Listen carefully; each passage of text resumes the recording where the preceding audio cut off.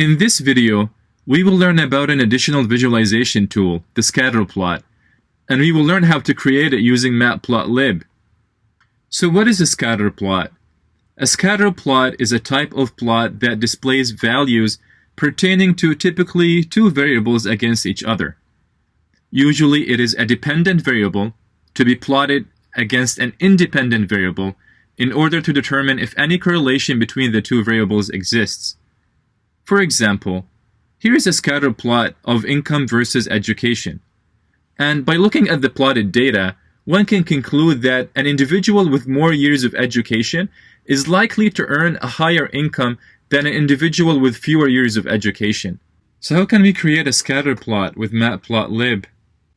Before we go over the code to do that, let's do a quick recap of our data set.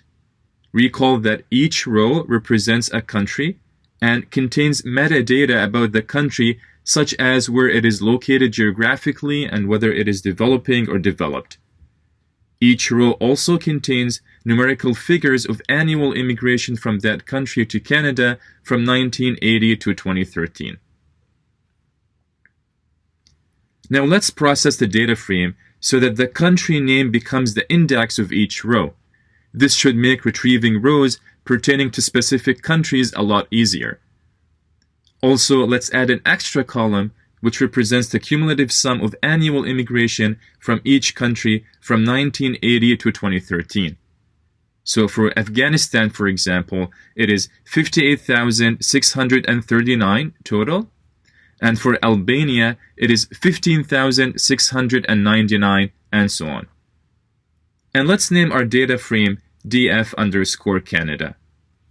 So now that we know how our data is stored in the data frame df_Canada, say we're interested in plotting a scatter plot of the total annual immigration to Canada from 1980 to 2013. To be able to do that, we first need to create a new data frame that shows each year and the corresponding total number of immigration from all the countries worldwide as shown here. Let's name this new data frame df_total. In the lab session, we will walk together through the process of creating df_total from df_Canada, so make sure to complete this module's lab session. Then we proceed as usual. We import Matplotlib as MPL and its scripting layer, the PyPlot interface, as PLT. Then we call the plot function on the data frame df_total, and we set kind equals scatter to generate a scatter plot.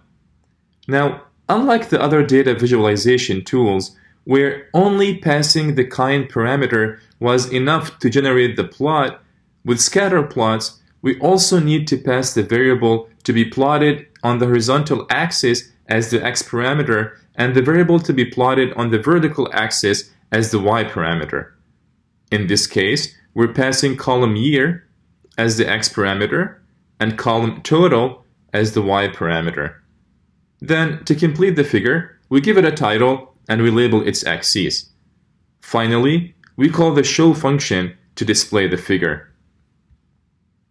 And there you have it, a scatter plot that shows total immigration to Canada from countries all over the world from 1980 to 2013.